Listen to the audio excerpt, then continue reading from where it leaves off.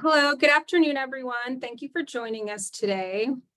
I'm JC Farkas, and I'm the director here at the Sonoran Center for Excellence in Disabilities.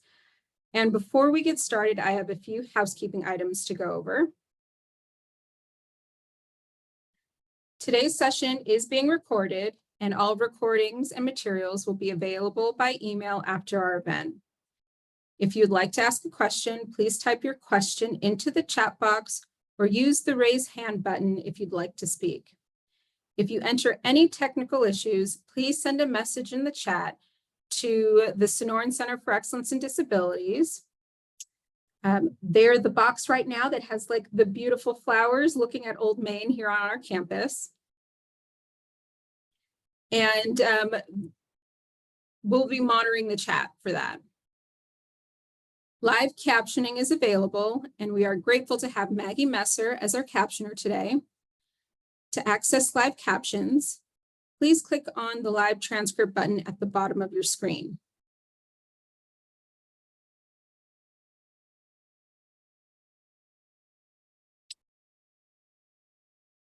We also ask that audience members remain muted unless you are going to speak. On behalf of the Sonoran Center, we respectfully acknowledge the University of Arizona is on the land and territories of Indigenous peoples. Today, Arizona is home to 22 federally recognized tribes, with Tucson being home to the O'odham and the Yaqui. Committed to diversity and inclusion, the university strives to build sustainable relationships with sovereign Native nations and Indigenous communities through education offerings, partnerships, and community service.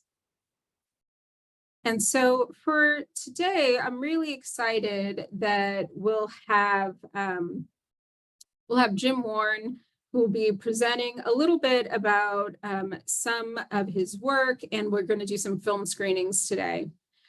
He is on his way, and so in the interim, while we're waiting for him to join us, I'm just going to give a little bit of updates on some of the work that we've been doing here through our Circle of Indigenous Empowerment and our Native Center for Disabilities. And, oh, hold on, I'm getting a message from Jim right now that he's having trouble getting in. So let me, Danielle, if you could please resend him the link.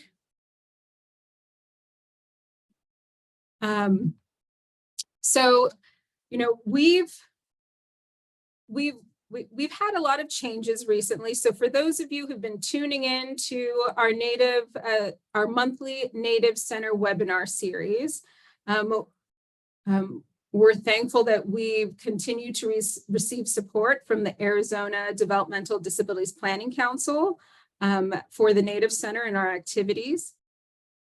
And we're now in our third year of support from the Planning Council and looking really to continue to work with communities to develop additional training, resources that we're hearing from the community as really needed resources and topics.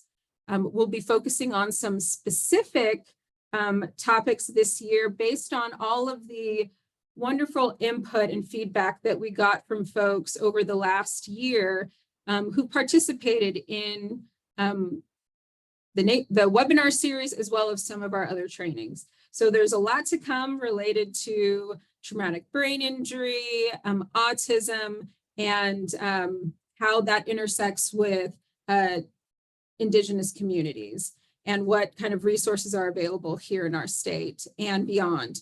So stay tuned for that. We're really excited. We are in the process of hiring a new director for our Circle of Indigenous Empowerment, who will oversee all of our Native initiatives here at the University of Arizona. And so we will be making a big announcement in January once that person onboards, and we're super excited to have some new leadership here at our center. And I see Jim is on. Hi, Jim. Hi there, everybody. Sorry, I'm here at the Great Plains Tribal Chairman's Health Board, presenting some disability training for the Oyate Health Center here in South Dakota. So our sister program up in South Dakota. So I'm glad I'm able to make it. Thank you so much for opening things, JC. Oh, yes. And this has been a great partnership. I've known Jim now for like 15 years. When we first met at an American Indian Disability Summit in Phoenix. And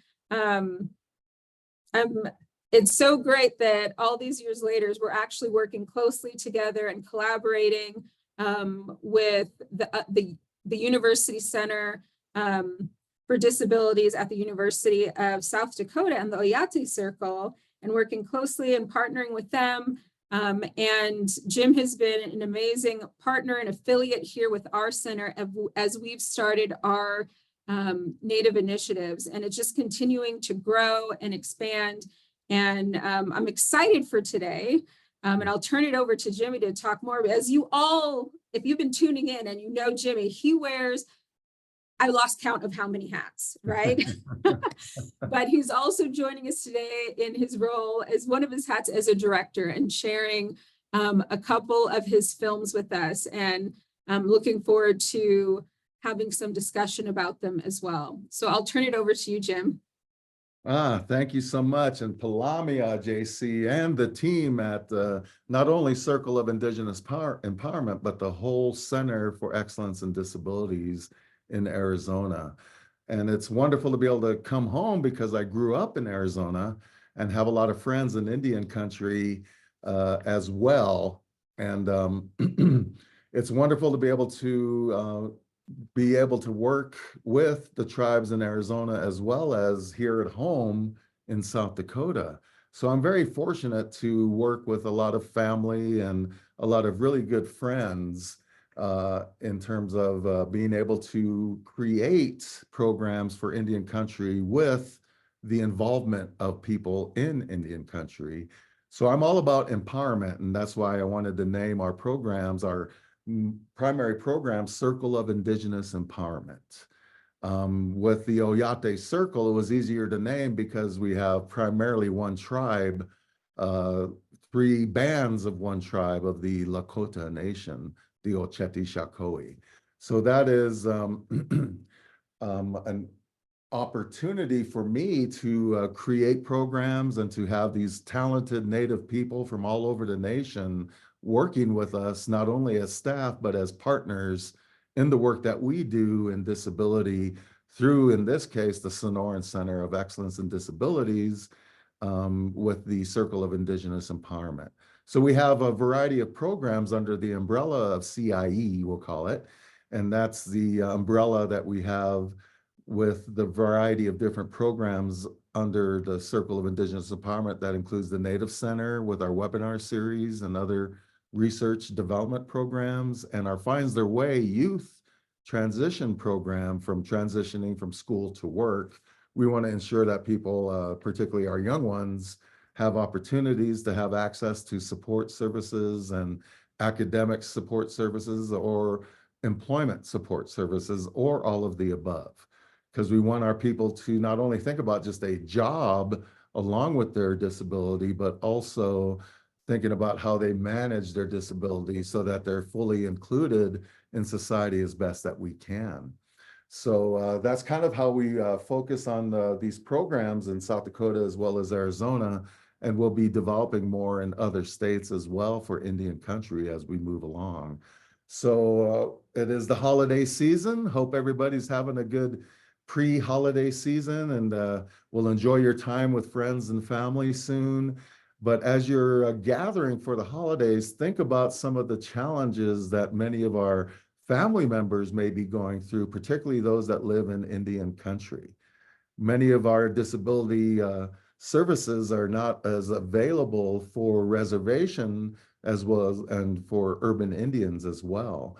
So that's what we're trying to do, is bridge a gap of services in Indian country to where we can be able to make a difference for those folks as best that we can with the services that we provide. Also partnering, we're very into partnering with existing programs that are already doing good work in Indian country For instance, our Finds Their Way really wanted to partner with Mel's program, the Youth Leadership Initiatives program, Arizona YLF, I believe it's called, where our youth leaders are the ones that are really working in concert with our staff, and they have become some of our staff, like Anya and Mateo, who are very talented young Native people that happen to have a disability. So some of the information that we're sharing today is through my films. As JC said, I wear many hats, and I want to be able to share my film work with you today, which addresses a lot of disability issues in Indian country, from the nature of poverty challenges, isolation, some of those trauma aspects that we're dealing with in Indian country. It's become intergenerational, multi-generational trauma that many people are dealing with, and how are we manifesting that trauma. So my first film I want to share, and I guess I'll just say, if we can key up the Oyate un Itowapi in my language means pictures of my people. So we'll share that right now. Thank you.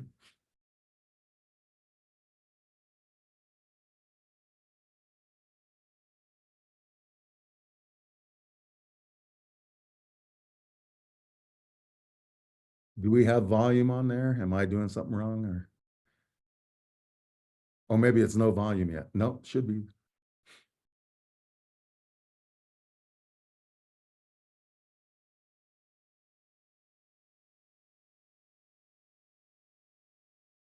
Sorry to interrupt, but is volume working for everybody?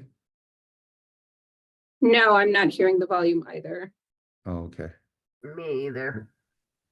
We'll see if we can get the volume. No Danielle, volume. when you shared the screen, did you connect to the volume to share the volume? I did. Is it working now? No.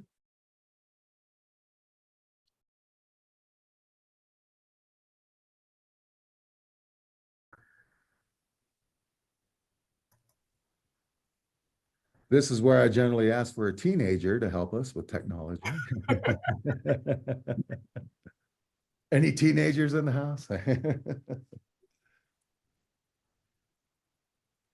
But as we're working on this first film, I was approached by Fox Sports NFL regarding social justice pieces that they were doing every pregame for Fox NFL pregame.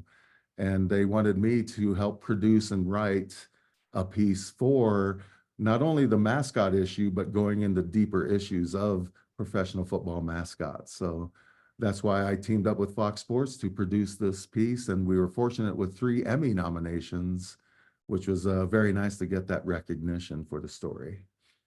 So how are we doing with volume? We're going to try this again.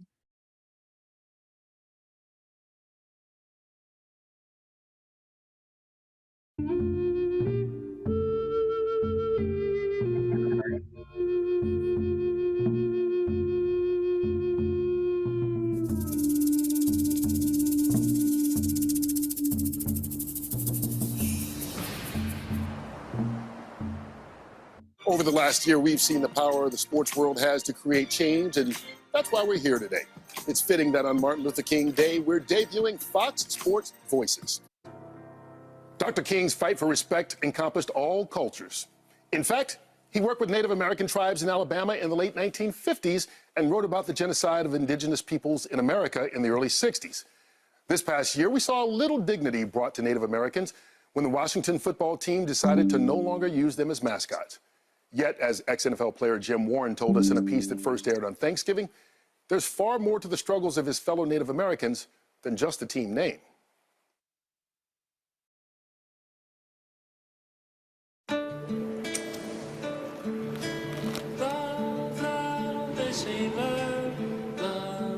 I never did play for a team with a Native mascot, but I played against teams with Native mascots.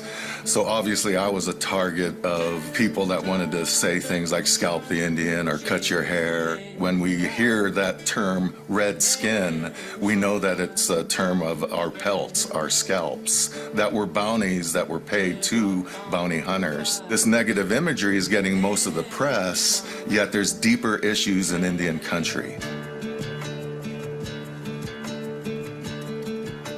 We learn a lot about genocide in other countries, but we don't learn about the genocide that happened here. Back in 1890, the 7th Cavalry really wanted to get us back for Custer's last stand. When you look at the Wounded Knee gravesite, my family is number 18 on that list of families that perished that day.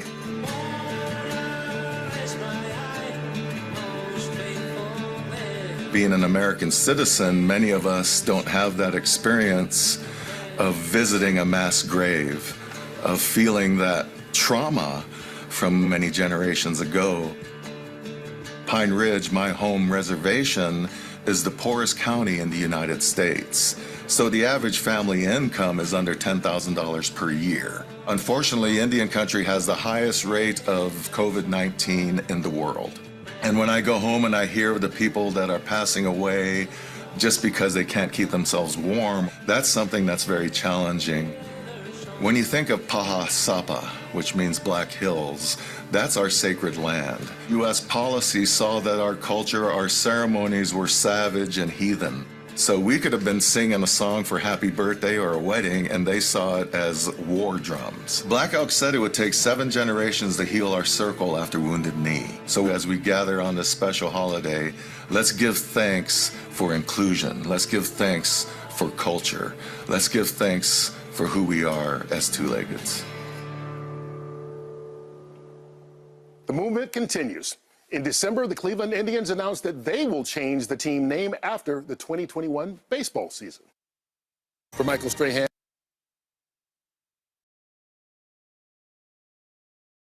Jim, do you have the last 3 minutes? Oh, okay. Yeah, if you wouldn't mind, this is my And favorite everyone speech as a involved, public I'm Kurt speaker. Menefee. Thank you for watching.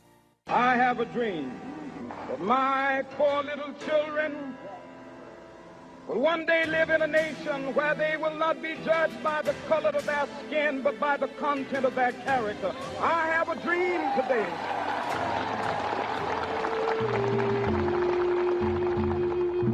Okay, we can close it now. So thank you so much. And I wanted to show that with the Martin Luther King because he's one of my heroes, as he is for many people. And I've always dreamed about giving a speech like that when he did that speech that day. And it was the Fox producers that put my image on when he said color of their skin. And we were addressing the red skin issue at the time. So I was very pleased that they did that because I didn't know that was going to happen when they did the piece for Martin Luther King. That was a great honor to be seen in that speech. So when you look at that video, it's much more deeper than just the mascot, which I believe many people in America still see us as a population that can be identified in a mascot way. When I've been asked to address why is the mascot issue such a big deal, when in Indian country we have our own mascots for our schools, but that is our choice to do that instead of a non-Indian choice. So Bruce Snyder and I have been enemies for a long time, and now he is gone because of his bad behavior as an owner in the NFL. So good riddance to him, he's gone. And I know there's a lot of people in Indian country that think that's not a big issue in terms of mascots. And that's why I wanted to go deeper into the issue of what is the traumatic effects of seeing ourselves in these cartoon mascot ways in athletics.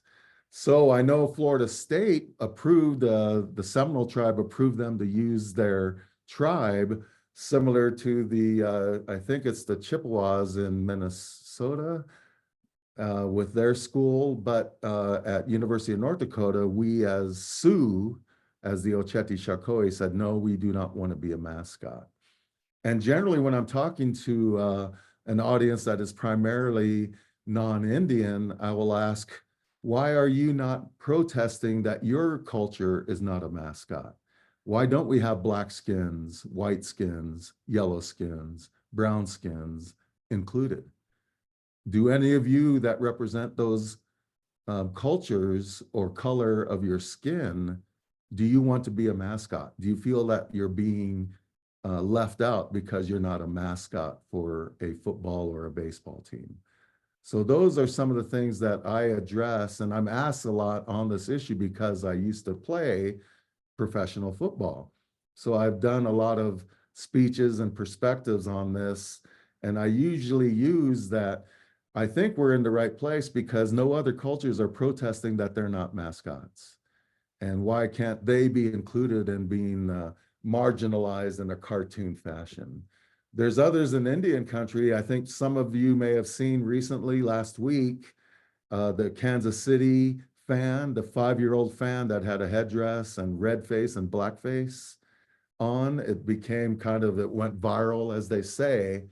And it's unfortunate that that 5-year-old is being taught at an early age that he can wear a headdress that looked traditional, actually, but still being an insult when they do the tomahawk chop and things of that nature. So that's part of traumatic effects. When we see ourselves in media, it's generally a misinterpretation of who we are as Indigenous people. Some of you know that I used to be an actor and a stuntman in my youth. After my experience in the NFL, I decided to become an actor and stuntman in the 90s. And I had a very difficult time portraying what Hollywood wanted to be portraying us as Indigenous people. And I just told a story recently how I was fired by Adam Sandler when he did the remake of The Longest Yard. He came up to me when we were at the studio at Sony Pictures, and he goes, "Jim, I need you to sound more foreign." What do you think he meant when he said he wanted me to sound foreign? Anyone want to put up a chat and see what he was thinking, possibly? What did he want when he asked me, "I want you to sound more foreign, Jim," with this role as an Indian in that movie? Oh, I can't see the chat for some reason. What am I doing wrong here? I don't have a teenager to help me, sorry. Can anyone see the chat? Because I'm not. Is there anyone putting out anything? Would it be that he wanted you to be more sound like an Indian? Yes. The Hollywood Indian, right? He wanted that broken English stoic look. And he also changed the script to where he beat up the Indian character. And in the original script, the Indian character was one of the strong guys, the people that you don't mess with in the prison. And then he did a great ESPN quality dialogue when he was being the color person for the football game. But Adam changed the script completely. And that was very insulting to me. And I'm not that good of an actor. And as an advocate, I just cannot portray us in that fashion. So Steve Rivas got the part, and Steve is a great person. He's made his journey, but as a good actor, he was able to portray some of those stereotypes that Hollywood had. And him and I talked about it in depth a couple of times, but he's done some great work and he left good footprints as an actor, even though he had to portray the Adam Sandler expectation of who we are as Indian people. So Derek, I like your picture there with Star Wars, the native Star Wars characters there at the Window Rock. So that's really cool, by the way. So as we go into my next film, which is Remember the Children, this addresses the boarding school issues. Anyone here either attend boarding school or have a family member or close friend that went to boarding school? Can anyone share that? Oh, good. I opened up my chat. Very good. Oh, good. Stereotypical cadence, more Renzi, broken English. Excellent. Thank you, everybody. Yes, that's exactly what he wanted. So Adam did not apologize, but when I win my Academy Award someday, I'll thank him for making me angry and get behind the camera. So maybe he'll influence me to win my Academy Award someday. So thank you, Geraldine, for sharing that your mom was the last person who attended boarding school, as well as late mother-in-law, grandma, Marcella LeBeau. Thank you so much, Marcella, for what you went through. Gilbert as well, Auntie Donna. So many, you went first through 12th to boarding school. Interesting because I believe Adam S. Is Jewish. Yeah. Yeah, Adam is Jewish, and he should make a movie about his people if he wants to insult people, but he will not. So that's unfortunate. Your grandpa, my grandma, her siblings. So boarding school, particularly at the late 1800s and early 1900s, when my mom went to boarding school and her mom went to boarding school, they did a lot of damage in terms of forcing us to lose our language, lose our ways, our traditional ceremonies. Those were designed to take that away from us. Fortunately, even with that multi-generational attempt to change who we are through the boarding school systems, many people like my mom were able to maintain their language, their culture, their ceremony, their ways of knowing. And that's where I'm very thankful to have a strong mom figure that was not only a survivor of boarding school, but a thriver in terms of getting through that experience. So again, this is something that, you know, is very impactful for us still today. And in that piece that we just showed with Fox Sports, I'm at Wounded Knee, identifying that I have to go to a mass grave to visit family. Does anyone else here go to a mass grave to visit family members? I'm just curious. At Wounded Knee, my family is number 18, as I mentioned in the film. Of the 3 of my family members are buried in that mass grave of 300 people at Wounded Knee. Does that cause me trauma? Yes, it does. But I will always go there every time I'm home to honor them, to ensure they will never be forgotten. They will always be honored for that horrific day that they had to go through and then be buried in a mass grave of 300 people. Most people do not have that experience of visiting mass graves.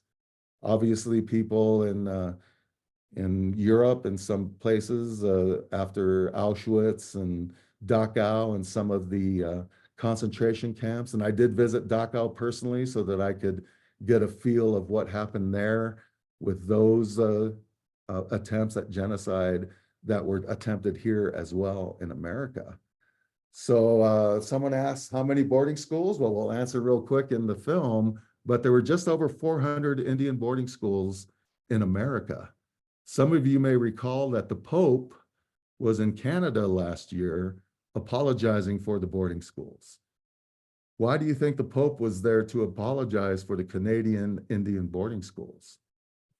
Well, he was there because now there's proof that these schools did horrible damage and actually killed many of these children.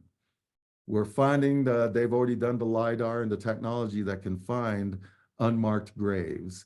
And now we're finding those unmarked graves in America as well. So I made this particular film. I was asked to join as a producer and a writer to help finalize this film and get it in a position to where we could share it with the world. And we've done very well in the film festival circuit, and we were just on PBS last month, and we're hoping to go national with PBS. And I'm hoping to get on one of the streaming things like Amazon Prime or Hulu or one of those. So at this point, we'll queue up our next film. And again, thank you so much by everyone participating in the chat. So some of you that are survivors of boarding school, this may trigger some things. So just please let us know, and we can direct you to things that may be able to help.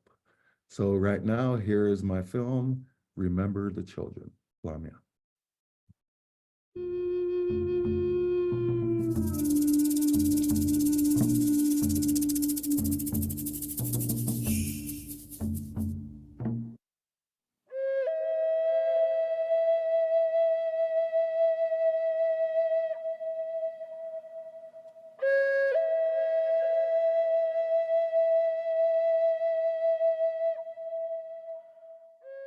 It was early evening. The lights, downtown lights, were just coming on.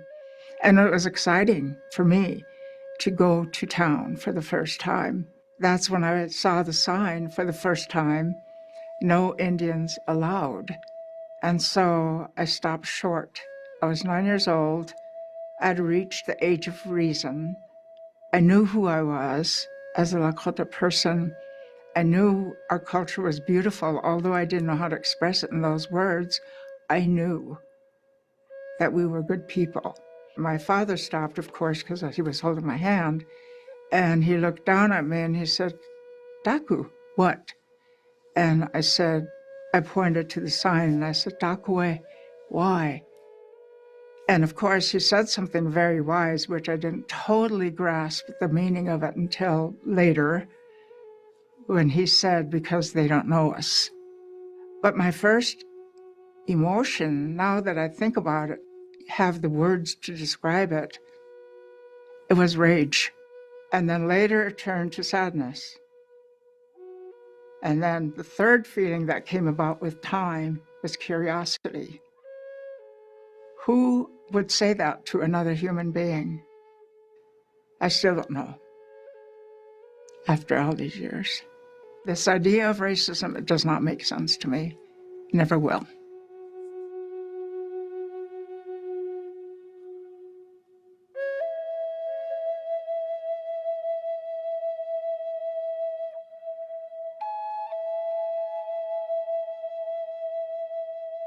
The Children's Memorial is going to be significant to Rapid City and our community because we are uncovering this hidden story, and it didn't just happen here in Rapid City, it happened across the country, but we can be one of the first to embrace that story and tell the story of the kids that lived here and that died at the school.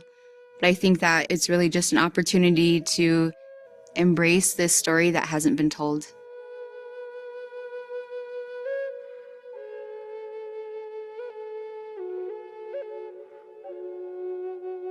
My role in the Lands Project is I'm one of the original historians that collected some of the oral histories and started to put the puzzle together. The Rapid City Indian School opened its doors to a small, handful of families in 1898. The school operated for just over 30 years. By 1930, it was transitioning to serve just children with TB. The federal government started closing these boarding schools during the Depression. So the Rapid City Indian School closed in 1933. TB was rampant and healthcare was segregated. You had a white TB sanatorium in Custer called the Sanator. And then we needed our own TB hospital, Susan, the Rapid City TB Sanatorium. By the 1960s, they were able to treat TB with modern drugs, and it was converted to a clinic to serve our people. It's still operating now. It's Oyate Health Center.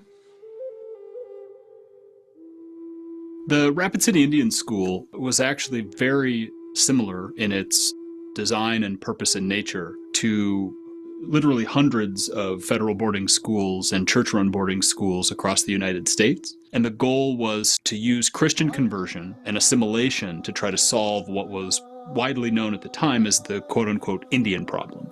And the Indian problem was basically simply the fact that across North America, as the United States was going to expand westward, there were native people, indigenous people all across the continent. And it also had enormous economic implications in terms of access to land and water and other kinds of resources that filled tribal lands at that time. And so boarding schools themselves were very deeply integrated into these various kinds of policy decisions. They acquired 1,200 acres in West Rapid, which was not Rapid City. It was out in the country at the time. They acquired this 1,200 acres for a self-sustaining boarding school. The entire time the school was open, the children got minimal half-day of education, but half a day of manual labor. School was very institutional. It was governed by the bell. The children had very structured lives. They woke up at a certain time. They went to the mess hall. They ate. They marched in formation. They wore garrison caps and military-style uniforms. So it was a very structured, regimented, very foreign concept. These schools were designed to erase our culture, our language, our economy, our laws, everything about who we were and our identity. So it was a very lonely existence. The goal of the boarding school was to assimilate Native children. And the idea was, if you could take Native people out of their communities, take them away from their families, take them off tribal land, and bring them to these schools, cut their hair, force them to not speak their language, force them to not follow any cultural practices, that you could literally force a Native child to become a white child. Most Native people never received from that process anything better than a version of second-class citizenship. So it was a broken idea to begin with. My grandmother was born in 1892, and she attended the school about 1904 with her brother, who was only 10 years old. Her brother worked in the fields, which were planted with crops, all in the floodplain by Rapid Creek. And the children were undernourished.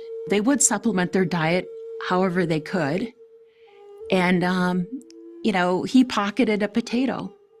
He wound up bringing this to the boiler room, where there was a terrible explosion, and the boiler went up a whole flight.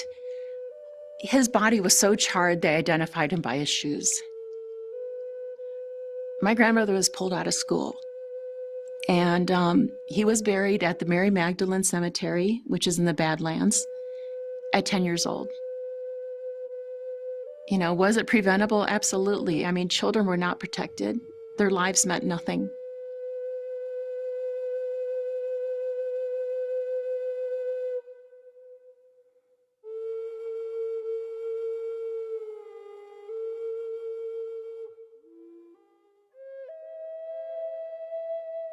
When I was probably 6, around there, I went back to St. Joseph's Indian School. So I couldn't speak English. The only language I knew was Lakota. And there was a lot of other kids like me. And so we talked to each other, in Lakota and all of that. The nuns started punishing us for that. They rubbed bar soap into my mouth. Real hard. They hold you by your hair like this, and you don't know what they're saying. You don't know what the words coming because you don't understand it. When they turn the water on and they're pushing your head towards it, first couple of times it was real scary. The next few times I wanted to get to that water and get the water in my mouth and get that soap out of my mouth because it was all stuck in there, When they're teaching you to read, they're having you repeat English words. If you couldn't say the English words correctly, you were hit. They take your hand and they have a ruler with a metal thing in it, and they hit you across your hands. I have scars here yet. And they hit you until it bled. When we went home from the first year of school, we got off the bus and my grandma said something and I looked at her and I didn't understand her. I looked at my brother, what'd she say? And he said, "Did you forget?" Then he repeated it, "Do you remember?" Then he did it, said it again, and then he said, "Do you remember?" And I remembered. I was scared my grandma was gonna come wash my mouth out with soap. I know she wouldn't do that, but that was my fear for, for not understanding her, So that was my experience with that.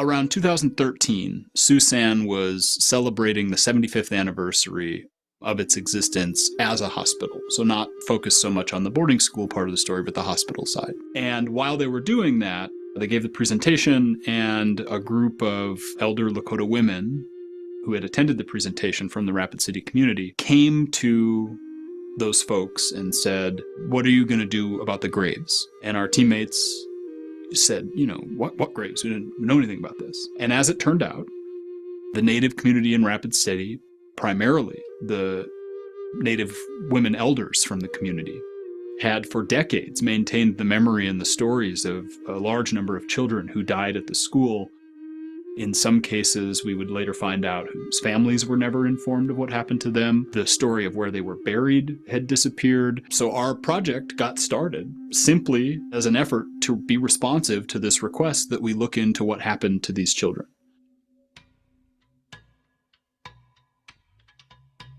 When we first started looking for the children, there were not a lot of examples.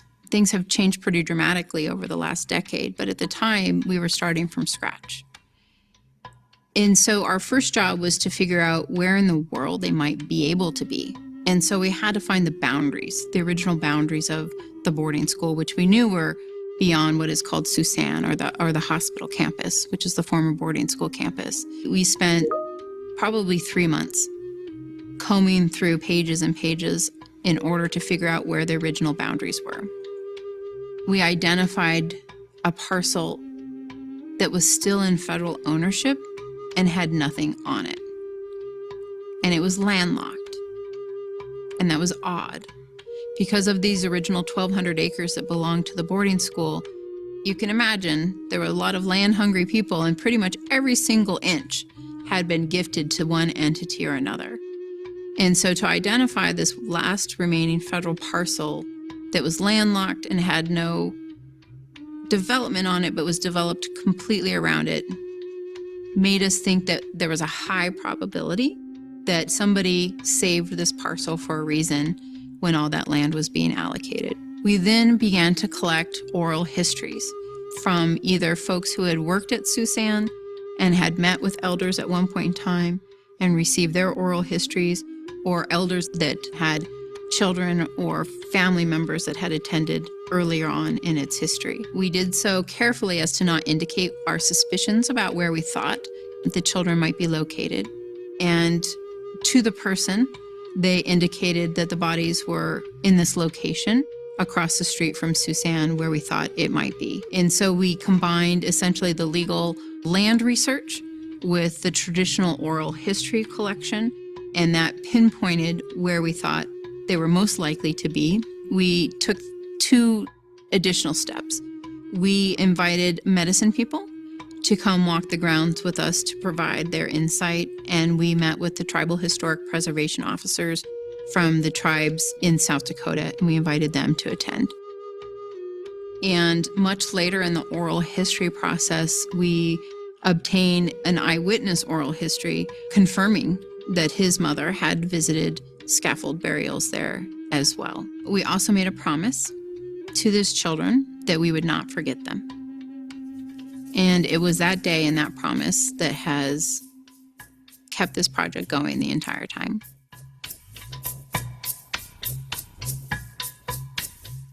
Hamadak Yapi, Lafanjanisi Machiapi. Thank you for being here this morning. This is our 4th annual Children's Memorial Walk with the Rapid City Indian Boarding School Lands Project.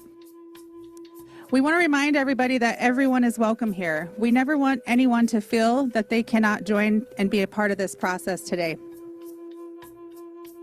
The Lands Project assembled a team of researchers.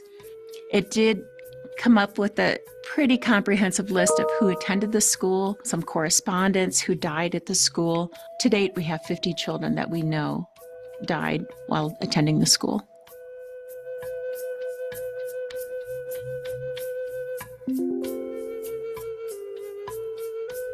These children bring us together who are forgotten by Rapid City for decades, except by our grandmothers. Our unchis who have done the hard work raising us, molding us, and never allowing us to be forgotten.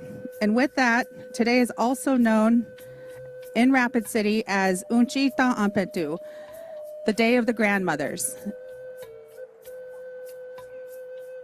All right, so now we're going to start passing out the names. If more children are here, we'd be honored if you would come carry a name of a child.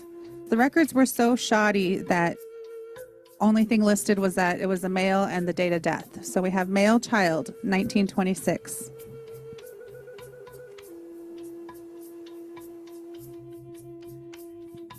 Unnamed child, age unknown, date of death, 1926.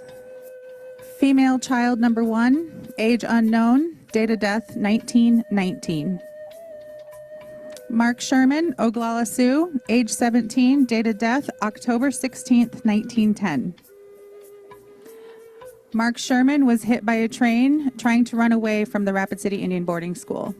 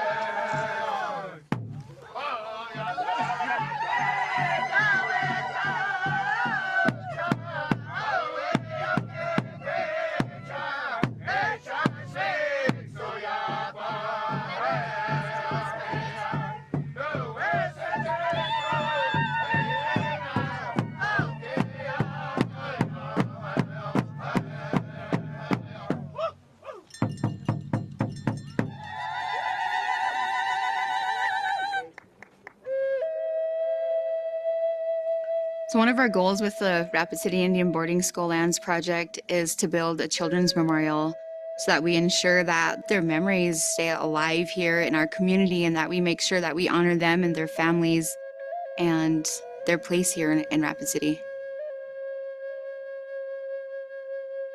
The evolution of the boarding school project, I think, has dramatically outgrown any of our expectations in the beginning. Our goal was to find the children and to honor the requests of the elders in the community. And that took us about 2 years in order to do so, maybe 3. But in the course of doing that research is when we stumbled upon the rest of the Pandora's box of equity and other legal issues that were raised. And so that has sort of snowballed into the multiple projects that we see today. We have an entire memorial park to memorialize the children. We have a project to find equity in some land that was in violation. We have a community development team. We have a community center team. We have an education team. And we've had hundreds of volunteers over the year in different phases of each of those. So that was certainly not anything that we could have imagined or visioned at the time. But this story is so personal to so many people that it provides a really positive outlet to work on the things that everybody think is important to them.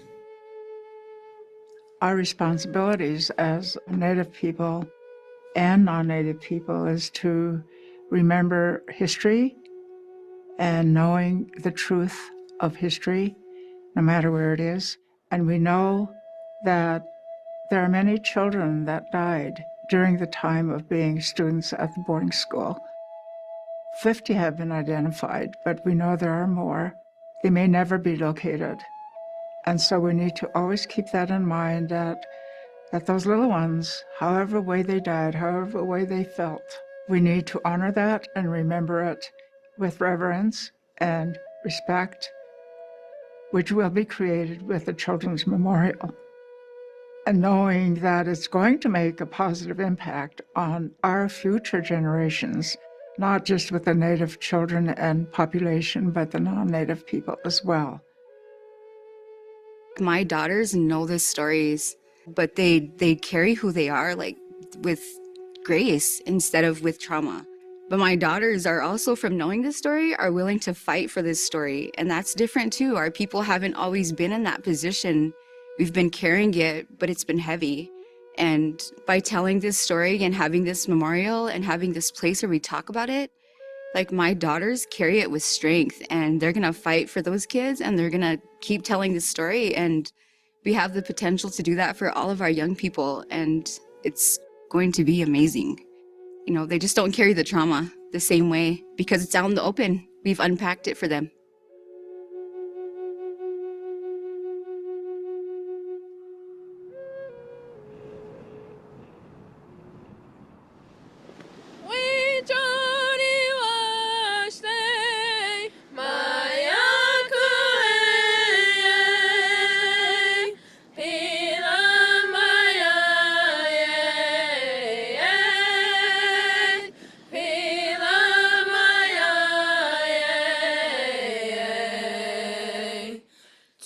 Tukashila pila maya ye hoe hey hey Tukashila ya midakuye wanikte Tukashila pila maya ye hoe hey hey Wichani washte maya koe pila maya ye pila maya ye Tukashila pila maya ye hoe hey hey Tukashila ya midakuye wanikte Tukashila pila maya ye hoe hey hey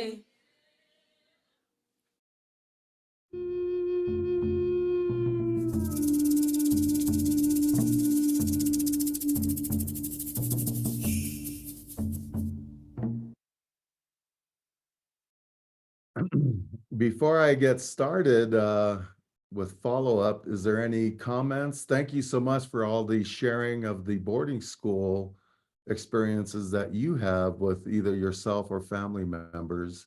Thank you for sharing, and it's quite remarkable that there's so many of us that have family members or personal experience with boarding schools.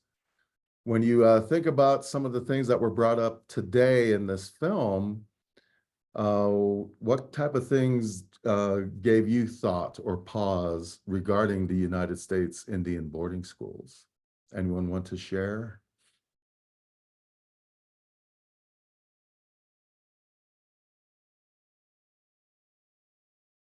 You can do it through the chat or raise your hand. Is anyone able to see through our shop, hands raised or anything?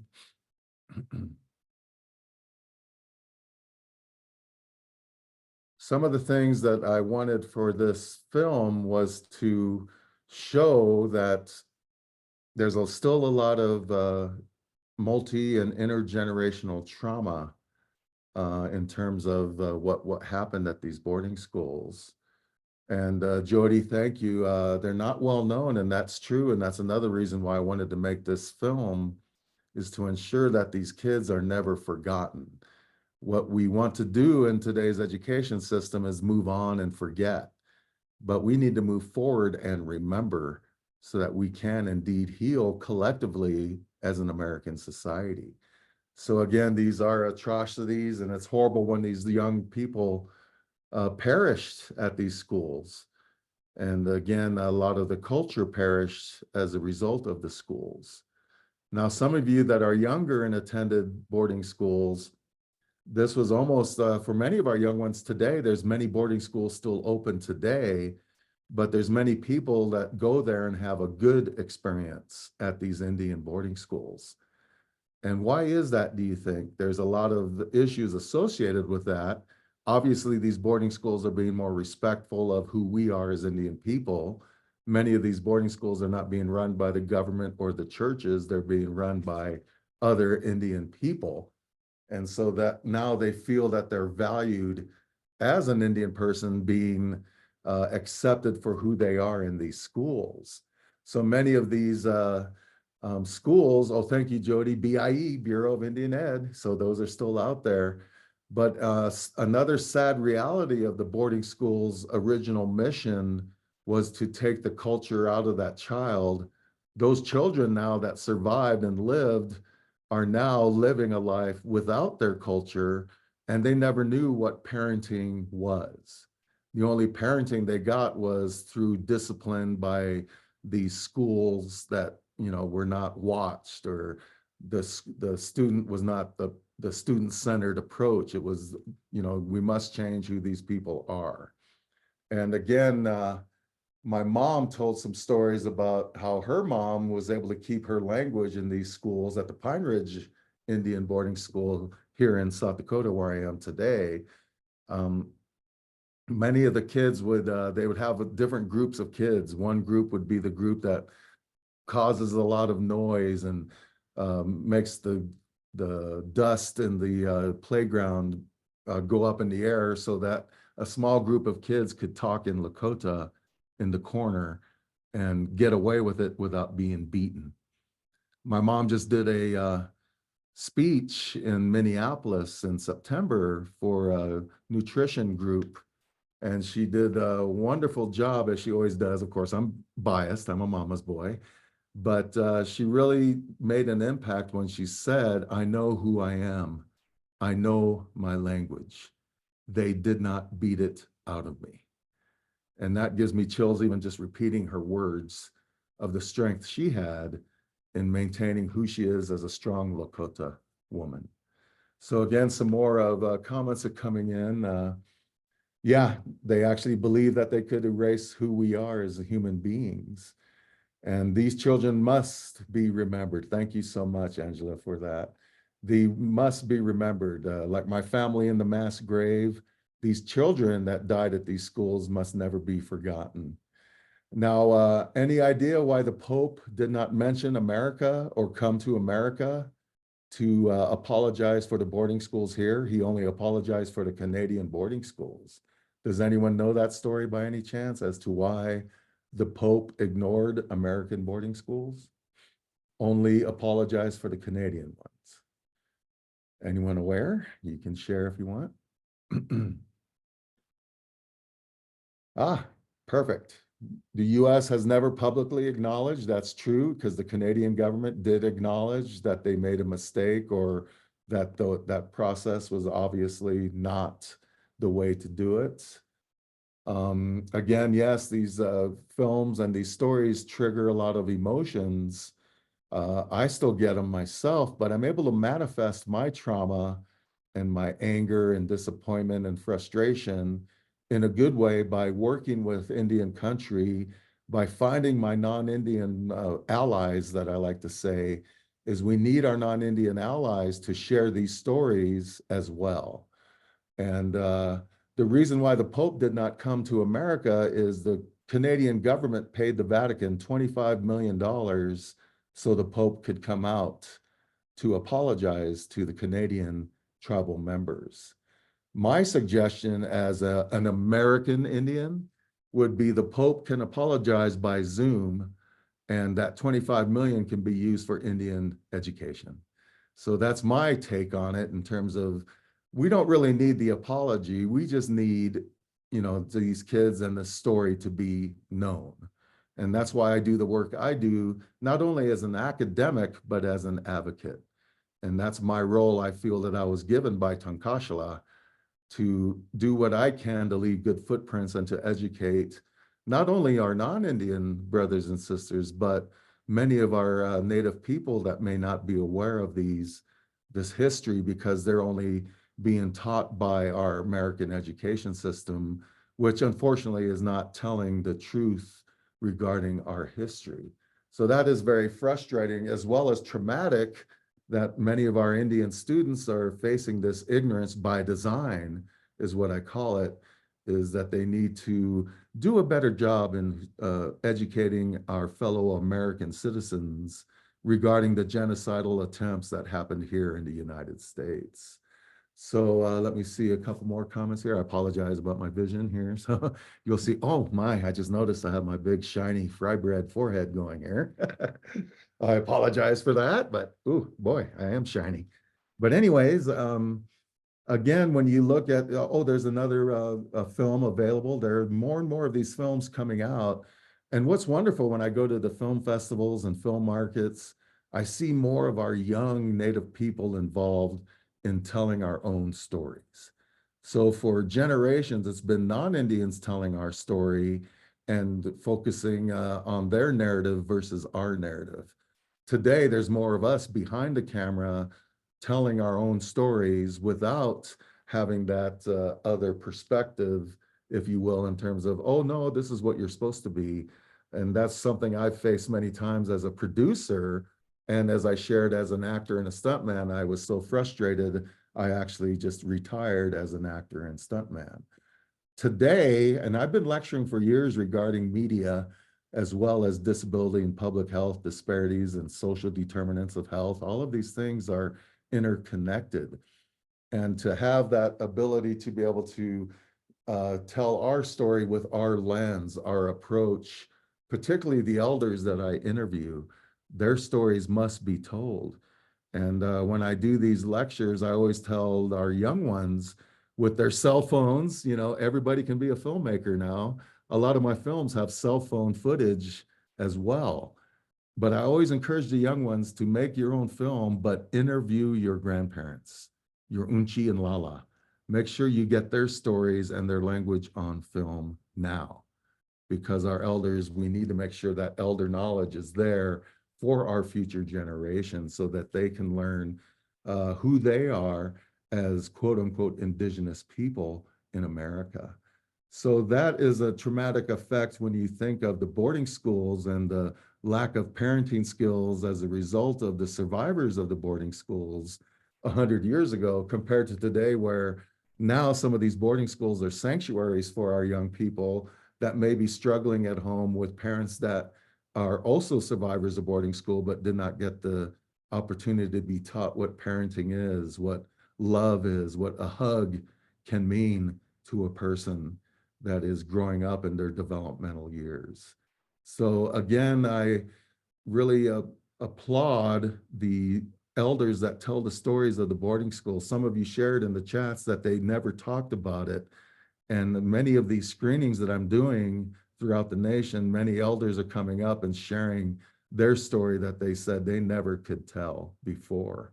So again, it's a great opportunity as an academic to use my film work as curriculum in telling our stories and sharing some of our information. Let me see here. You had to educate your son's school this morning. Why the poster I took down from the hallway that said, "Be curious like Pocahontas." Boy, oh boy, Pocahontas. You know, how did we glorify a story of an older mid-30s man, you know, taking a 13-year-old child as his wife? I don't know how Disney pulled it off, but they did. And again, that's the ignorance by design through American curriculum that is frustrating as a Native person, and I'm sure other Native people are equally frustrated that they're glorifying some of these stories that are actually horrific events. In this case, John Smith with a 12, 13-year-old girl, that's obviously not appropriate. But Disney and American lore likes to, like your school that you, who is this charity? Well done charity, by the way, in representing who you are as an indigenous person. Or if you're not indigenous, thank you for being a non-Indian that, wants to make sure these myths and mythology and, the ignorance of our curriculum is not continuing for Indian country. So that's another reason why I make these films, is to educate our non-Indian brothers and sisters so they maybe can better understand why we are frustrated with some of these things that are happening in American society. When you think of Pocahontas, just 3 weeks ago, I was in Virginia for the Pocahontas Reframed Film Festival, where I was invited to do this 3-film series and present it as a filmmaker. So I'm doing kind of a similar presentation, but I'm applying public health and social determinants of health, as well as some of our trauma that we have from our historical effects. So I was first when I was invited to the Pocahontas Film Festival, but they do mean reframed when they say Pocahontas Reframed Film Festival, where I had the great honor of presenting, these films and telling our stories. And it's native run by the tribes in Virginia, which are mostly state recognized, but they're seeking their federal recognition as well. So I was able to meet some new tribal members and make new friends in Indian country from Virginia.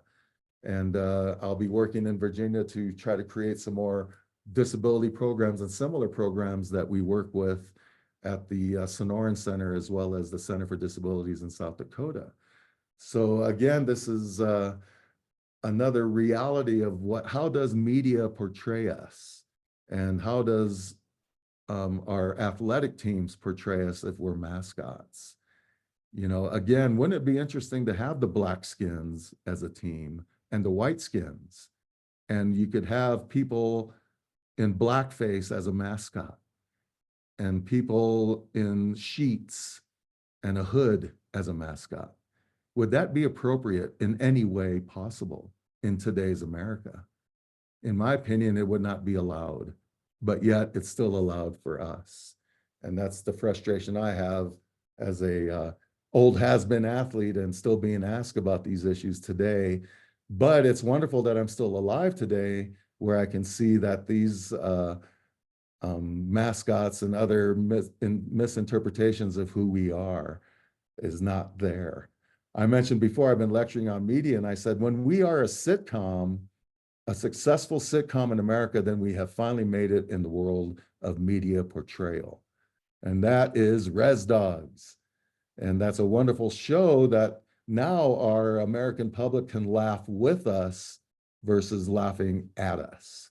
So I'm even considering getting back into acting as a result of now there's more of us behind the camera. So that would be pretty cool. So yes, there's a few friends, are fans of Res Dogs, and it's so fun to see many of our uncles that we all have on the res portrayed in those positions. So again, it's a great opportunity for me to utilize the world of media to educate, not only in the film industry, but using my films as curriculum for academia. So it's a great honor for me to have that and being able to be a participant in that. So we'll go ahead and tee up seventh generation. And as I mentioned, generations and the importance of generations that we have. Many of you have heard of the seventh generation philosophy. And it is, from our perspective, seventh generation philosophy came from Black Elk.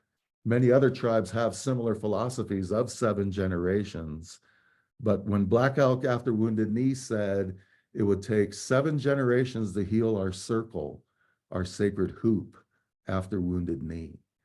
And here we are today, 7 generations from Wounded Knee in 1890, and those young ones are here. And it is all of our responsibility, even our non-Indian brothers and sisters out there, to share in this responsibility that the 7th generation has an opportunity to succeed and be proud of who they are as Native Indigenous people of what we now call America. So again, this is another film that I created to address the 7th generation philosophy. And I teamed up with the Seminole Tribe Media to do this film. They didn't finish the film with funding, so I created my own production company, and that's how I became a producer to finish this film and come up with the funds to finish it, and working with the director and the cinematographer to complete this film and get it out to the communities, to the public. And I've been very fortunate that this film has been on Amazon Prime for, 6 years now.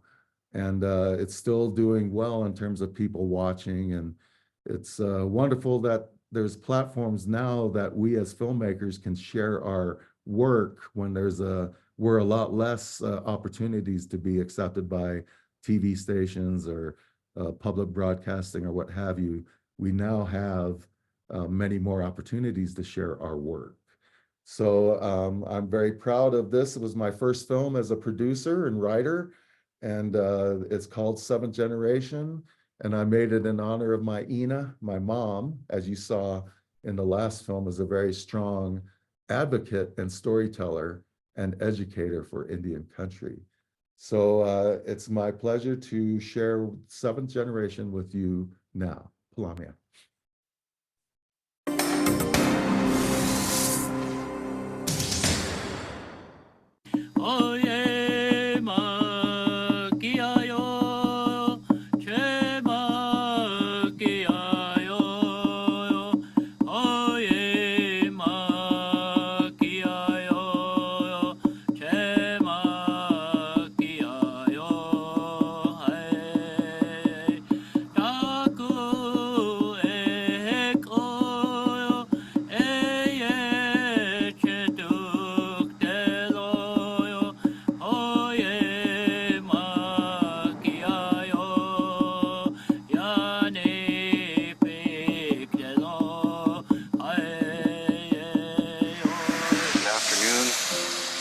Keeley listeners, good afternoon to everybody out there in Keeley land, everybody tuning in on 90.1 on your FM dial, also on the internet at keeleyradio.org. We have a very special guest with us here today, and it's an honor for me to come up here and sit with somebody that is a role model for a lot of our young people, a role model for a lot of our people out here on the reservation. I asked him if it was okay if I introduced him, and they say when warriors used to come home, they wouldn't tell about their own deeds. It was usually left to somebody else to tell about some of the things they had done on the field of battle or whatever it is that they were out doing, whether it was hunting or providing or protecting. And so I wanted to take a couple minutes and just list a few things, accomplishments that this gentleman has in his life and how those things relate back to the work that he's currently doing today. And sometimes we leave behind our own relatives that are out there, and they're out there making a difference for our people that maybe we're not necessarily seeing every day, but when they're out there, they're representing where they come from. They're representing their home, their family, and they're representing our Lakota people out there. So I want to begin there. And this gentleman here is a graduate of Arizona State University, and he was all Pac-10 player. He was also a member of the 1987 Rose Bowl championship team with Arizona State University. You have a lengthy career playing football, and then you're done with that. And what do you do? What are you doing after that? And so this gentleman took to some of the things that he had learned from his own family, and he decides to go into a field that is directly related to some of the things that relate to him and his mother and father while growing up. And so using his career that he's had as an athlete to find his own desire, find success in himself, and find that same kind of success in his own people and the work that he does every day. Thank you very much for joining us today. I really appreciate it. Thank you, Heath. Washte Kola. I appreciate your invitation to join you on the Voc Rehab show, and it's good to be home. Wopila. It's always a pleasure to come back and see family and friends and be around Lakota people. My whole life has been how do we empower our youth in Indian country to stay Indian, keep their tribal heart and perspective, yet go out there and learn the contemporary American system so that we can be involved and still be Indian at heart. And it can happen. We're seeing those happen now with some of the seventh generation that's out today. I've always been taught about the seventh generation. Black Elk, after the Wounded Knee Massacre, indicated it would take 7 generations to heal our circle. And when you think of the generations, particularly from his time back in those days, we are approaching the 7th generation, and those kids are out there today. Well, Wounded Knee was quite a significant event in the Lakota history. Of course, that's when Black Elk said that our sacred hoop was broken. And it literally was. When you think of all the people that perished at Wounded Knee, many were indeed spiritual leaders. So as a result of Wounded Knee, we did lose a lot of our spiritual leaders, and Black Elk was someone that identified with that. But many of our tribes, many tribes have their massacre stories. Ours is Wounded Knee. On these high hills, these bluffs that you see, back in 1890, the cavalry deliberately put themselves up high where they can watch and monitor our people down below here, because it's lower and they can see. But all around this little valley here, the cavalry had their camps where they watched us, where we couldn't leave. Our ancestors could not leave. They had to stay here, and they monitored. They knew what they were going to do. They had these big old Hotchkiss guns. But as a people, we knew that they were pointing those at us. So a lot of our people, out of fear, did not leave. They wanted to live. Everything that was being taken from them and could not be replaced, they had to turn to their prayers. And if that wasn't working, they were still coming and they were still doing it. Then here comes a new spiritual movement that was conjured up by Wovoka. The Paiute named Wovoka took elements of Christianity and elements of what he knew generally about Native American cultures, their commonalities, And he created this dance called the ghost dance, which promised that if you wore these shirts, danced this dance, you would be bulletproof. And your dead ancestors will come back. The dead buffalo will come back. And this is what he preached to people that were desperate. Innocent people that were desperate because of the brutality that they were already feeling. You know the harsh realities of concentration camp, which now we've acclimated to. We lovingly call them the res, our reservations, but these were started out as concentration camps, and they were treated brutally. They've seen a lot of people die. So of course, when you're desperate, you buy into things. So people started to buy into these things, and a lot of tribes took up this ghost dance. The ultimate part of it was that all the white man is going to disappear from the face of earth, and in its place there's going to be 18, 19 feet of black dirt, and the buffalo will return. Sound like a pretty good thing if you've lost everything. That's all it was. Ghost dance is just a part of ceremony of the sacred 7 rites given to us from the sacred white buffalo calf woman that brought us the sacred pipe, 20 generations ago. And our people followed that. But the white man interpreted it wrong, and, the massacre happened. I don't think the public is aware. There were 90 men that were massacred, and there were over 200 women and children.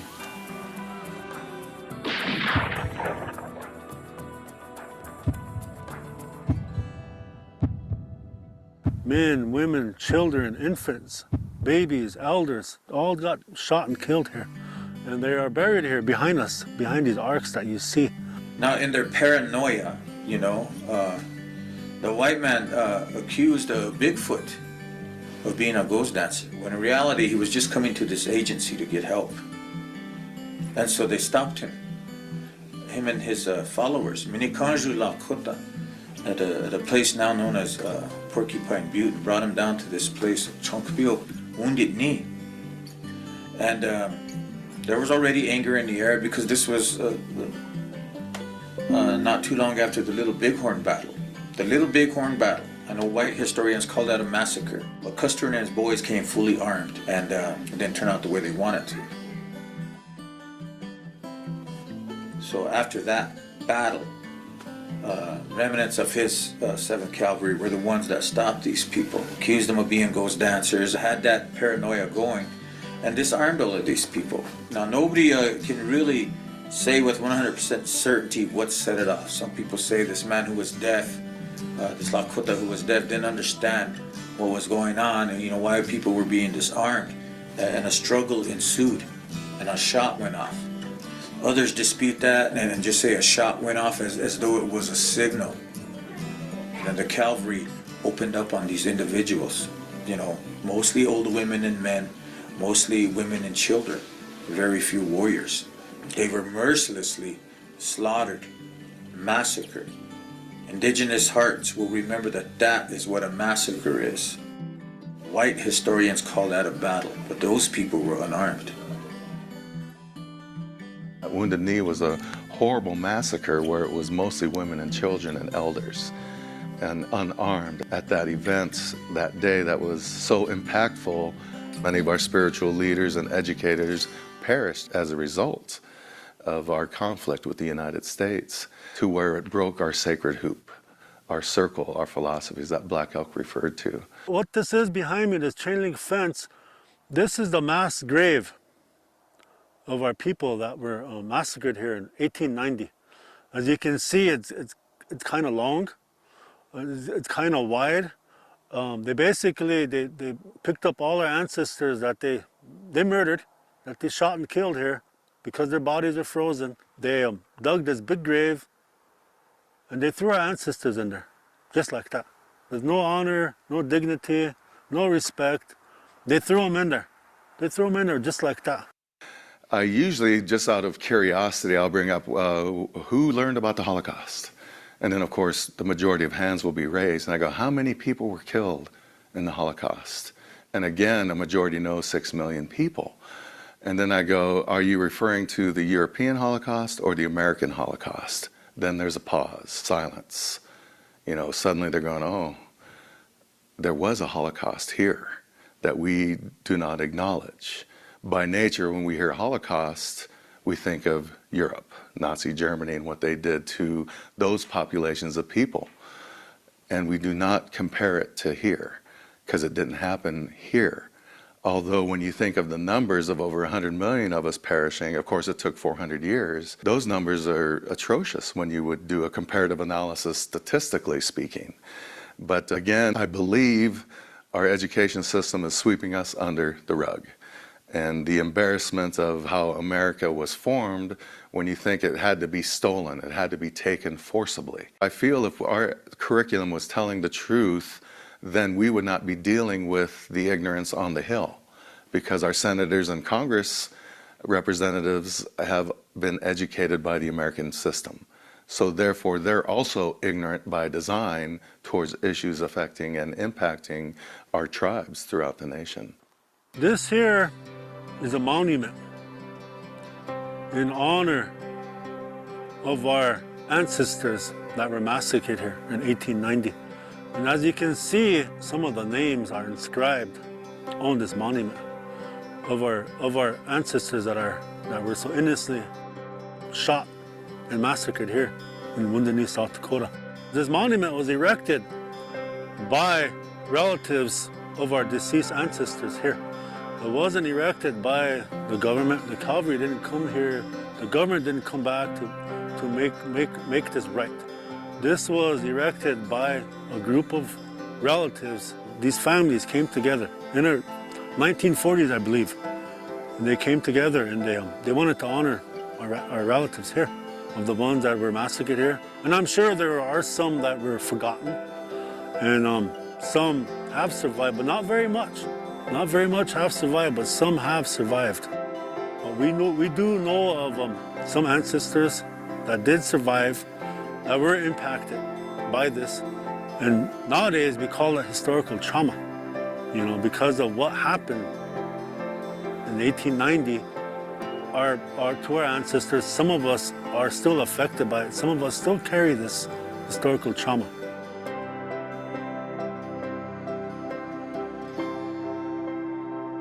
When I was a teenager, I heard these stories from elders who were in their 80s and 90s. They're not here no more. But those grandmas used to just, cringe and just cry and talk about how those soldiers would just urinate on these dead bodies and how they laughed. Through my experience in NFL, I've been able to do some unusual things. And NFL Players Association, I was at some meetings in Washington, D.C., and we were invited to the White House to have a private tour. And in the Roosevelt Room, I believe it was called, there was a flag there with all of the streamers under the flag of U.S. battles in history. And of course, me being Lakota, I asked, do you have the Wounded Knee streamer still on that flag? So Wounded Knee was something she was not aware of. I know for a fact that it is still on that flag, titled Battle. Whenever the massacre happened here in Wounded Knee, our people got word of it through people on horse that ran to give the message that something terrible was going on here. But in Pine Ridge, as the crow flies, it's about 15 miles. And Black Elk was one of the men that gathered other men to come over here to see what is going on. They heard of this horrible message. Other men from other communities and women have also came to get the survivors out of here. Black Elk, when he was younger, was very immersed in his culture and his traditions. He had traveled overseas with Buffalo Bill Wild West shows. And later, as he became an adult, he had turned to the Catholicism. During his time with the Catholic Church, he was able to make sense of the good road and also the black road, which is the road that does not lead to a good life. Black Elk became a spiritual leader, and as a spiritual leader, you have to have humility. That's part of the 7 rights of the Oglala. He went to the Catholicism as another element. He obviously saw the negative impacts of how the military dealt with us as an Indian people. And that impacted him a lot, I am sure, as a result of post-Wounded Knee memories. And then through that time, he was influenced and then was able to grow as a survivor into a man, and then traveled to Europe with Buffalo Bill's Wild West show. Black Elk is a very, very well-known man. He was a man that was chosen. He was given dreams. And through these dreams that he was given, he can speak to our, what we call spirits. He could speak to the other world. And through these visions that he had, they helped our people. The message that he brought to our people, these were messages weren't from him, they came through him. My grandmother, Olivia Black Elk, she was a granddaughter of Nicholas Black Elk, where the phrase came from. He didn't count himself, so his son was the first. My grandmother was the second. My mother would have been the third. I would have been the fourth generation, and of course so on and so forth. So he was saying that at the end of the seventh generations, that's when we would finally mend our sacred hoop that has been disrupted. And it's kind of like how Earth has been disturbed. It takes a while to kind of mend itself. Out of those ceremonies that Black Elk was wanting to participate in, ceremonies that we've been conducting for 10,000 years were literally illegal at the time. And as a result, many churches from various denominations would come to reservations to save the Indian. As a people, we were survivors. At that time, when our reservation was changing, a lot of them went to them out of survival, because they knew if they attended churches, or they knew if they took care of a church, they will get a house. They will have a roof over their head. They will get food. They will maybe get a horse, a teaming wagon, so their families can stay alive. They can clothe their families and children. So at that time, a lot of our people have done that out of survival. Right now in Oglala today, there's a place that it's a religious organization that has brought in the money that's needed to build a church, and also in conjunction with that, a recreation center. Big letters across the front of the doorway, Recreation Center. How are they going to recreate us? We already are people that have our own culture. So in the seventh generation, it's taken 125 years to reach this level. And we've seen the worst of anything that could be given to us from a culture. Getting to my early 20s, I just became so angry about what the church had did to my mother, how all 62 little girls had to bathe in the same bathwater every single night, and they didn't, change the water, or, and there's other accounts of abuse there too that we could go into, but what that really does is just piss people off, and then they're, of course, instantly blaming the white man, and then they carry that over to the border towns. But we've been doing that for over 100 years, and in some shape or form we need to be creative about reconciliation. We need to figure out how we can manifest unity, Coming back to that word shame, I guess, those kinds of things where people are going around in shame, be it from boarding school days and things like that, those are kind of... For me, growing up here on the Pioneer Reservation, it was shame. It was shame. At one time when we were younger, speaking our language, we were ashamed. And also, prior to a lot of that, a lot of our people went to these churches. And in these churches and in these boarding schools that we went to, we were beaten when we tried to speak our language. They tried to beat our language out of us. But now, since that boarding school era is behind us, and a lot of our relatives, our aunties and uncles and grandpas and grandmas, are the ones that went through that shame. Many of the kids, they were kind of brought in from various different tribal nations and put together. Their attempts were to assimilate, to make the Indian an American. And the moniker or the message or the vision or mission of all of those schools was to kill the Indian, save the man. Many kids did die in these boarding schools. When you see the boarding schools of today, Carlisle and Haskell, there are significant numbers of graves at those schools as a result of either suicide, attempted escape, and then, of course, the cover-ups of the beatings that went too far. And many of the kids perished literally at those schools. And as a result of them coming out of the school, some of their culture perished by design. We were herded around like cattle, and depersonalized, and sort of became a number. We all had the same haircut. It was like a little helmet with bangs and down and straight. The thing that shocked me, I guess, it was every Wednesday night after school, we would all go down to the basement of the girls' dormitory, and they had white sheets draped over tables and coffee cans full of kerosene with combs in them. The older girls fine-combed our hair, assuming that we had head lice. And most of us didn't, but it was a ritual. You had to do that. It was a requirement every Wednesday night. And it was so, it was stinging to your scalp, and it smelled horrible, of course. That was our weekly shower after the kerosene head wash. And that to me was dehumanizing. Boys, more than girls, seem to experience more harsh treatment in terms of beatings and just humiliations of various kinds. I remember 1949, I was dropped off here at OCS, they called it, during the morning school days here at Pine Ridge. And I remember the first thing they'd done was cut my braids off. And I couldn't speak the English language.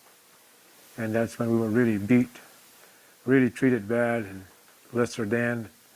You're a dumb Indian. And us Indians were really, really put down. We were just herded around like sheep.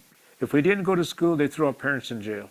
Hair was cut, the clothes were changed, and out of that came the degradation of a society that, in its purest sense of being unaltered, unchanged for thousands of years. In this area where we're at now on a Pine Ridge Reservation, probably about 125 years ago or so, that process began. Literally 5 generations of people.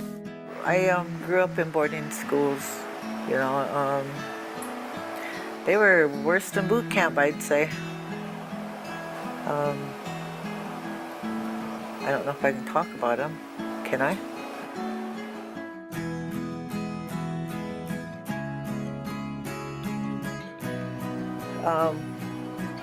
When I was in Chamberlain, every time I talked, I got hit. And, you know, going through my sobriety and treatment and all that, I realized that at one time I spoke my language fluently and I had it literally beaten out of me. If you ended up wetting yourself, they would make you sleep in your bed like that. You know, it was terrible. Many of our elders and parents are products of boarding schools, and those boarding schools did a lot of damage, and they see education as part of that boarding school. So naturally, they have some fears of sending their young ones to go to those schools, even though those boarding schools, quote unquote, are not in existence from those days and how they treated the kids. There's still a natural, inherent distrust of the education system because of the experiences that they had. In grade school, we were beaten for speaking our language. So I came home and I told my grandpa that they hit me at school for speaking my language. So he said, when you go out there, he said, don't speak it. He said, people talk to you. He said, tell them you don't understand, so they will speak to you in English. And he said, no one will ever hit you again. And so that's what I did. I spoke the language at home, but when I went out there, people talked to me in Lakota. I used to say, I don't understand you, so they'll speak to me in English. Until 1973, when we had the Woundini occupation here. We had a war here. A group of American Indians has taken over the town of Wounded Knee in South Dakota. Fédéral, les Sioux de Wounded Knee dans le Dakota du Sud. Clearly, the chiefs are anxious that this rebellion and its outcome receive as much publicity as possible. And at that time, I realized that my Lakota language was my first language. So I started speaking my language again. I can speak it fluently, and I can read and write it also. And I speak it to my children and my grandchildren.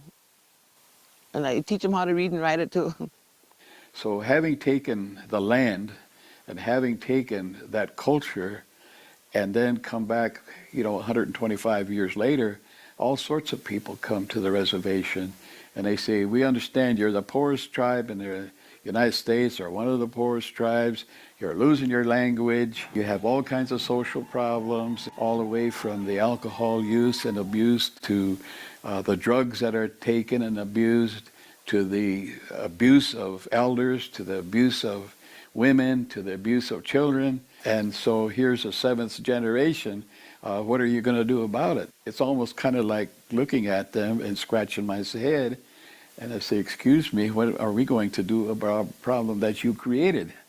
These people that came brought the worst of a culture. They brought the greed to establish it.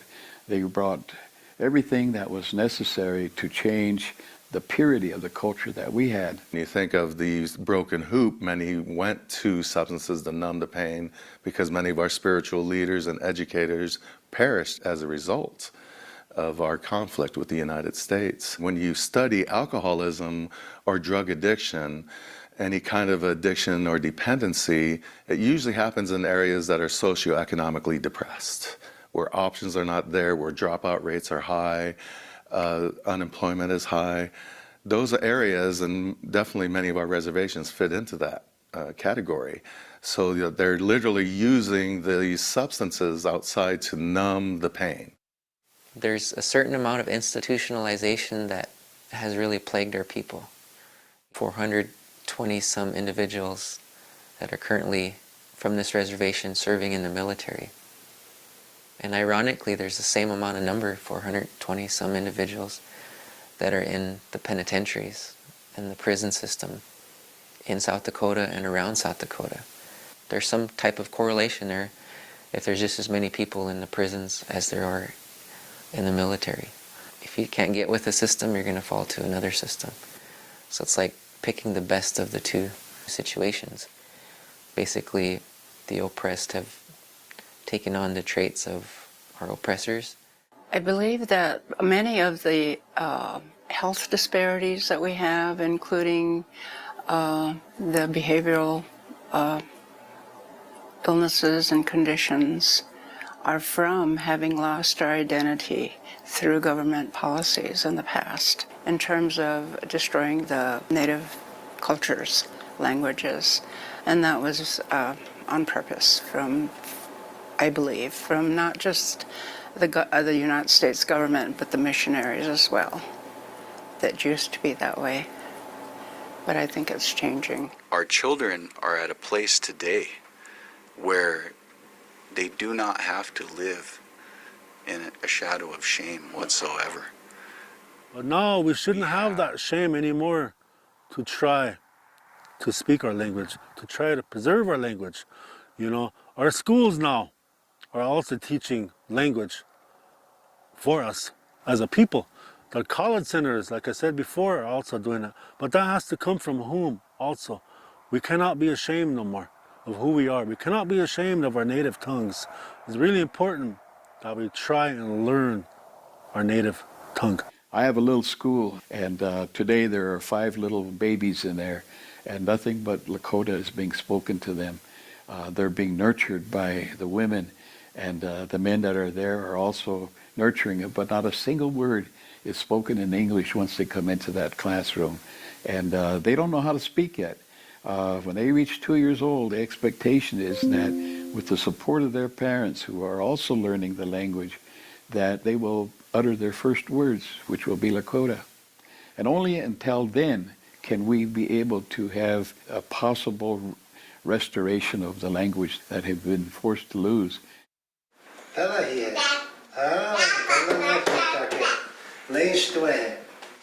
We take kids no older than their second birthday because we want them to be really pre-verbal.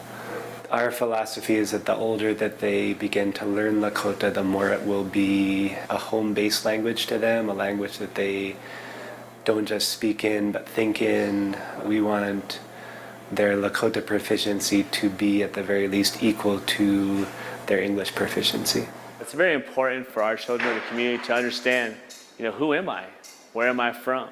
What does success lead to? How do you find success? Success has to start from within. You really have to have a strong sense of this is who I am to be successful. And so, understanding your culture, understanding your language, regardless of what you decide to do in your life, whether you decide to be a doctor or a lawyer or a teacher or a good father or a good son, so that then as they get to be young adults, they're really mentally and spiritually and emotionally prepared to be successful members of the community, whether it be the reservation community, whether it be the city community, whether it be their neighborhood community, whether it be America as a community. They're really able to do that because they have a good sense of this is who I am, this is where I'm from, and this is who I'll always be. Pine Ridge Reservation is a real cultural reservation. But the stuff they put on the television, they make it all negative.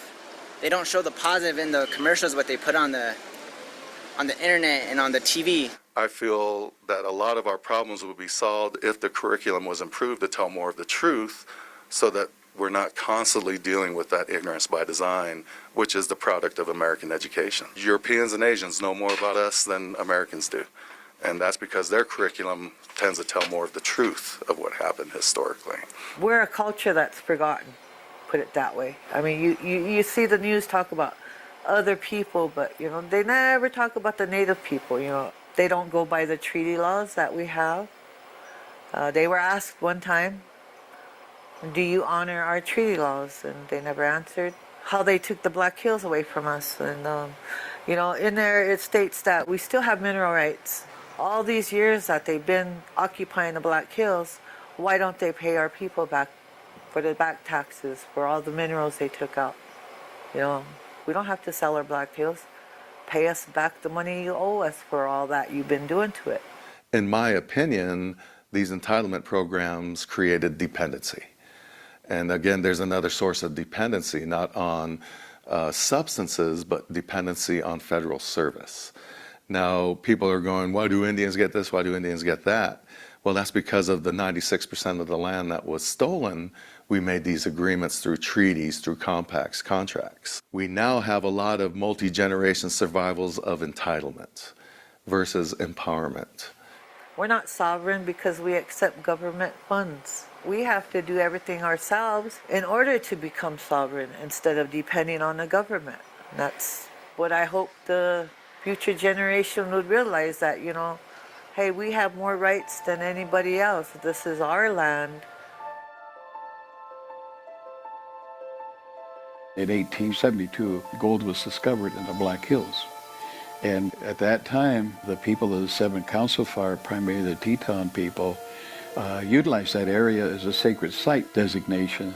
All of the connections between the heavens, as they say, and Mother Earth, all these connections which were special times of the year, as well as a place that person could go and find the needs that they had if they were sick or hungry or whatever it was. It was a very special sacred place. The Black Hills are sacred ground. Unfortunately, when gold was found, they sent Custer.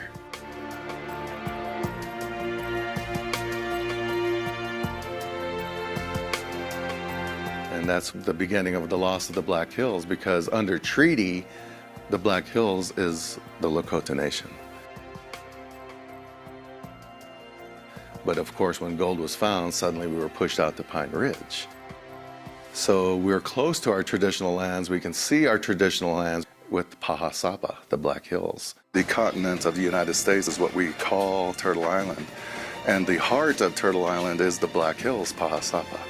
And when you actually take an aerial photograph, when you look at it through satellites, it is actually the shape of a human heart. So it's very telling that my ancestors knew that this was sacred ground, that this was something very important to our people and to protect forever, so that we could utilize the sacred ground, not only for us as Native people, but all people. Some of our efforts, what we're trying to do with the 7th Generation Project, is to provide some other perspectives of Mount Rushmore, so that we're not only thinking of these 4, but we're also thinking of some of the history that was part of that. From a Native perspective, this can be seen as graffiti on sacred ground. We should not be scarring the heart of Turtle Island. So it is a controversial monument from a Lakota perspective. When you think of the presidents here, All 4 of them had something to do with the attempted genocide of indigenous people. In particular, President Lincoln. He is a very prominent president in our history, and a lot of people know about the history of President Lincoln, particularly when you think of the Emancipation Proclamation and his efforts to humanize the African American population and stop slavery and allow African American people to be citizens. But at the same time frame of the Emancipation Proclamation, he also signed the order to hang 38 Dakota, our relative tribe of the Lakota. And that was the Dakota 38, and it was the largest mass execution in the United States history. It's something that we will never forget. So when you think of President Lincoln, he did some wonderful things, but at the same time, he was humanizing one population and continuing the efforts of genocide for my people, in particular the Dakota relatives that I have. Then when you think of these national parks, this beautiful area that we have today, and many millions of people enjoy the national parks, that was a result of President Roosevelt's efforts to designate mass areas of land to be kept natural so that people could enjoy the beauty of this land. The unfortunate reality is the majority of the national park land was Indian land that was taken for the national parks. That means a lot of people lost their homes as a result, and many people aren't taught that. When you look at all of the things here teaching the history of the presidents that are here, it's very telling that they leave out a lot of the American Indian history. Not very many American Indian footprints and fingerprints are here at Mount Rushmore. When you think of this being the Lakota country, it's truly a constant reminder, a lot of the negativity that went on. The faces are looking towards Pine Ridge, my home reservation, and it's almost like they're looking over us constantly. And someday these tourists will know the truth and will hopefully hear from our side as well as we continue to heal here in America and no longer sweep that negative history under the rug, but to be able to discuss it and heal together so that we can truly have that balance. The truth must be told and must be known by everyone in the world. Then we truly have balance in the circle.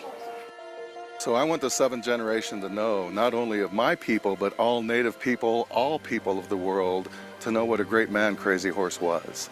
And with the 7th generation, our young people of today, including our non-Indian brothers and sisters, will now learn the truth and have something to hold on to with this memorial and the education that comes with it. Where are you from, sir? China. He's from China. She's from Africa. You, my sister, are from Africa. You, my brother, are from China. And I'm going to prove to you right now that we are related. I'm going to teach you this word, and I'm going to say 1, 2, 3, and say it back to me. Madakiyase, 1, 2, 3. That means all of my relations. It does my heart good to see that all these tourists that come here and come to see Mount Rushmore also come over here and learn the other perspective of America. And that's coming from our lens as Native people. Crazy Horse was a great leader of our people, and he was a great strategist in the military and a spiritual man. 7th Cavalry marched downtown Denver, Colorado. They cut the fetuses out of women's stomach and then cut the fetuses apart and paraded downtown Denver with the fetuses hanging off their hats. Our people, men, if anyone was trying to hurt your family, would you protect them? Yes. Because that's exactly what they were doing, protecting their families. He's somebody that we'll remember forever, and as a result of this monument, the world will remember him forever. He never surrendered. He never wanted to live on a reservation or sign a treaty, and that's something that we're very proud of. And unfortunately, he was murdered under the flag of truce, stabbed in the back by a soldier, a military man. So the unfortunate reality is the first time he decided to trust the non-Indian, he was murdered. And he will always be a great hero of mine, as he is to many people of the world. It does not matter where we're from, what nation. We are the human race. We are all brothers and sisters. We are all related. Wo Lakota. That is the 7th generation's pathway for teaching all the red road, the red and black road, the teaching of love for all humanity. It's beautiful because you can really see it with this seventh generation of children. They're not living in fear of being Lakota. The opportunities many generations of people have prayed for and sacrificed for to get it till today. They're living in that opportunity. At one time, our people fought the white man with weapons, but now the weapon of choice is education. So for our youth out there, I want to encourage you to go out there and strive, and whatever hardships you go through, to get that education. When you come back to your homeland, when you come back to your reservation, because you will come back, you can help your people with that education.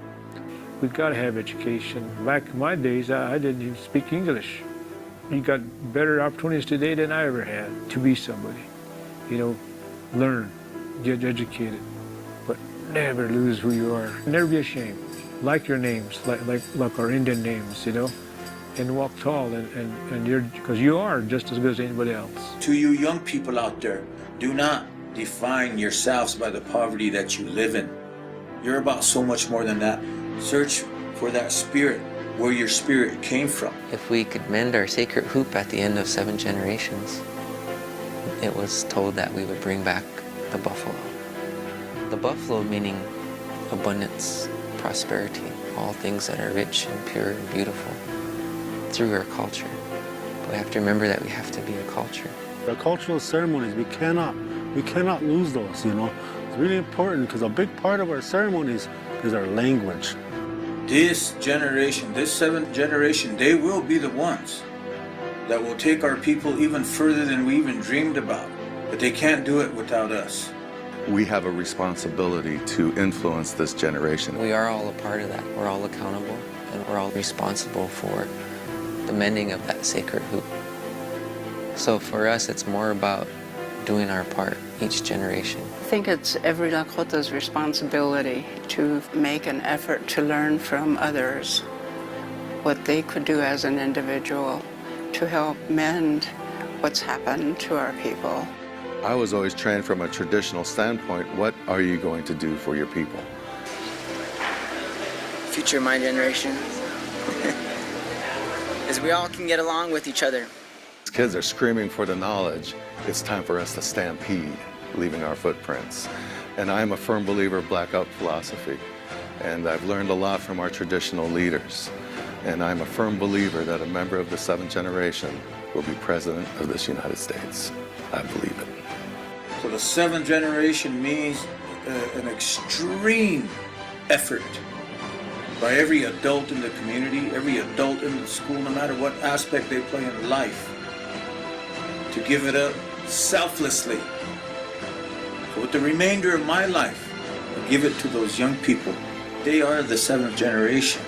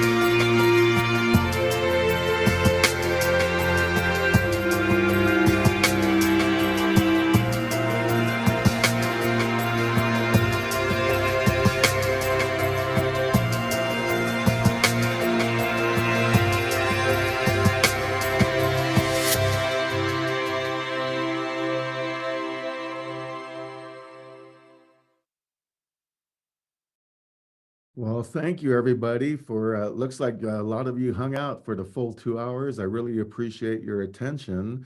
And we have 5 minutes if there's any comments or a lot of good chats. Thank you so much for the comments and some of the information that you shared on books and other films that may be of use to you in your work. But again, Palamia, and thank you for your attention today and allowing me to share my films and how I use them for curriculum and teaching people regarding some of the things that we're going through, not only historically, but in contemporary America. So, Palamia Washtelo. Any questions or comments that we can address while we still have a couple minutes? Let's see. Ooh, time to stampede. Yes, I love that too. I like that.